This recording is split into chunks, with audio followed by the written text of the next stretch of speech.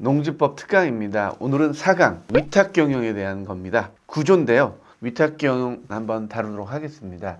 현장에서 위탁경영이 굉장히 플렉서블하게 이용이 되고 있죠. 도시농부를 꿈꾸는 분들에게는 위탁경영 제도를 잘 이해하고 작용과 함께 위탁경영을 잘 활용하면 작용으로서 인정받을 수 있는 방법이 다양할 것 같다는 생각이 듭니다.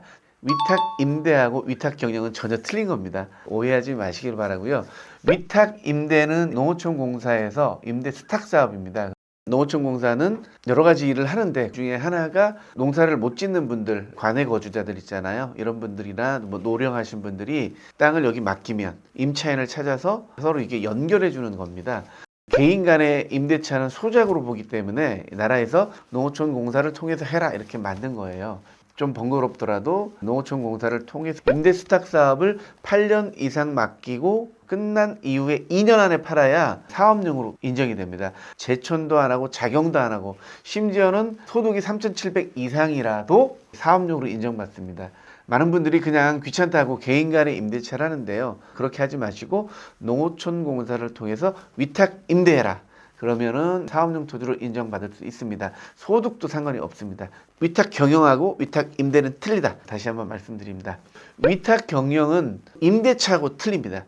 임대차는 뭐냐면 임대차 하는 분, 농사를 짓는 분이 농민이 되는 거죠. 그리고 모든 농민의 혜택을 받고 그 다음에 경작물도 본인이 다 가져가잖아요. 임차인이. 하지만 위탁 경영은 작용의 하나의 부분이다 생각하면 되는 거예요. 돈을 주고 사람을 쓰는 거잖아요. 내 책임과 계산하에 내가 농사를 짓는 것이기 때문에 모든 농작물도 내 거가 되는 거고 내가 또 농민이 되는 거예요. 돈은 조금 들어가지만 농민으로서 모든 혜택을 갖고 농작물에 대한 수익도 내가 가져올 수 있는 거죠.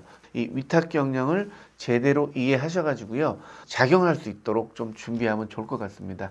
사실 농민이 되면 굉장히 많은 혜택이 있어요. 경영치 등록하고 조합원까지 가입한 상태에서 제촌이 가능한데 작용을 안 하는 분들이 있단 말이에요. 귀찮아서. 이런 분들은 위탁 경영을 활용해서 꼭 작용에 도전하시라 이렇게 말씀드립니다. 70세가 된 할머니도 사실은 작용을 한단 말이에요. 이런 위탁 경영을 잘 이용하는 거죠. 위탁 경영 말씀드리도록 하겠습니다. 자, 구조입니다. 농지 위탁 경영. 농지 소유자는 다음 각 호의 어느 하나에 해당하는 경우 외에는 소유 농지를 위탁 경영할 수 없다. 자, 위탁 경영도 아무나 할 수 있는 건 아닙니다. 자, 1번. 병역법에 따라 징집 또는 소집된 경우. 내가 소집된 경우는 위탁 경영할 수 있다는 거죠.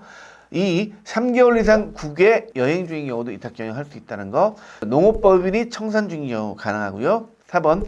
질병 취약 선거에 따른 공직 취임 그 밖에 대통령령으로 정하는 사유로 작용할 수 없는 경우입니다. 대통령령 보겠습니다. 부상으로 3개월 이상 치료가 필요한 경우, 교도소 구치소 또는 보호감호시설에 수용 중인 경우, 임신 중이거나 분만 후 6개월 미만인 경우, 법 구조 6호에 따른 자기 노동력이 부족한 경우는 다음 각 호의 어느 하나에 해당하는 경우로서 한번 볼게요. 보시면 5조는 농지 이용 증진 사업 시행 계획에 따라 위탁 경영하는 경우 이거는 패스하겠고요. 6번에 보면 농업인이 자기 노동력이 부족하여 농작업의 일부를 위탁하는 경우입니다. 많은 분들이 이 6번을 사용하는 겁니다. 보겠습니다. 맨 밑에 보면 농업 경영을 함에 있어서 자기 또는 세대원이 노동력으로는 해당 농지 농업 경영에 관련된 농작업의 전부를 행할 수 없는 경우로 한다. 위탁 경영이라고 해서 노동력이 부족하다고 해서 완전히 맡길 수는 없다는 거예요. 다음 항목에 어느 하나에 해당하는 재배작물 종류별 주요 농작업의 3분의 1 이상을 자기 또는 세대원의 노동력으로 이해하는 경우, 그러니까 3분의 1은 작용을 해야 된다는 거예요. 세대원이나 내가 나가서 주도적으로 해야 된다는 거죠. 이식 또는 파종, 재배관리 및 수확, 과수는 가지치기, 열매 속기, 재배관리 수확, 그리고 가목 및 나목 외의 농작물 또는 다년생 식물, 파종, 육묘, 이식, 재배, 관리 및 수확 이런 걸 할 때 서로 도와줬잖아요. 두레로. 그렇게 하기도 하겠죠. 만약에 내가 농작업 일손이 부족할 때 다른 사람을 같이 활용을 해서 농업을 하라는 거죠. 그때는 뭐 무료로 할 수도 있겠고 아니면 노임을 주고 고용을 해서 할 수도 있다는 거죠. 자, 그리고 2번은 자기 농업 경영에 관련된 1호 항목의 어느 하나에 해당하는 농작업에 1년 중 30일 이상 직접 종사하는 경우 3분의 1과 30일이 여기서 나온 거예요. 댓글에도 문의하신 분이 있는데 위탁 경영이라고 해서 특별한 경우 외에는 내가 일부는 작용을 해야 된다는 거죠. 시골에 가면 영농조합 법인도 있고요. 이장님을 비롯해서 농사를 전업으로 하는 분들이 계세요. 그런 분들에게 의논하셔가지고 내가 농사 지을 때 그 시기마다 해야 될 일이 있잖아요. 그 일을 하는 전문가들이 있으니까 이런 분들에게 위탁 경영을 하는 거죠. 자, 그러면 작용을 하는 겁니다. 옷 입고 가서요, 이렇게 지시하면 되는 거죠. 대가를 돈으로 주면 되는 겁니다. 그러면 나는 작용이고 나의 모든 농작물은 내 것이 되고, 그리고 농민으로 혜택도 내가 다 받을 수 있는 겁니다. 위탁 경영과 작용을 잘 넘나들어서 행복한 도시농부가 될 수 있는 조항이 바로 구조의 6번입니다.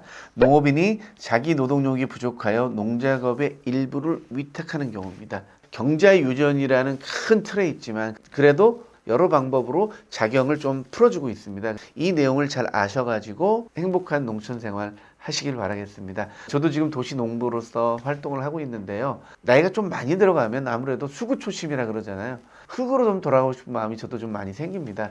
지금부터 한 10년 정도 천천히 준비해 가지고요. 노후에는 자연과 함께 농촌 생활을 한번 해보고 싶다는 생각이 굉장히 많습니다. 같이 이 농지법 배우시고요. 이 농지법이 개선해야 될 부분을 정확히 하려면 농지법을 제대로 알아야 되거든요. 농민이신 여러분들, 그리고 농지를 소유하신 모든 분들이 이 농지법 공부를 제대로 해가지고요. 잘못된 거는 우리가 같이 개선하면 좋겠습니다. 5강에서 또 찾아뵙겠습니다. 감사합니다.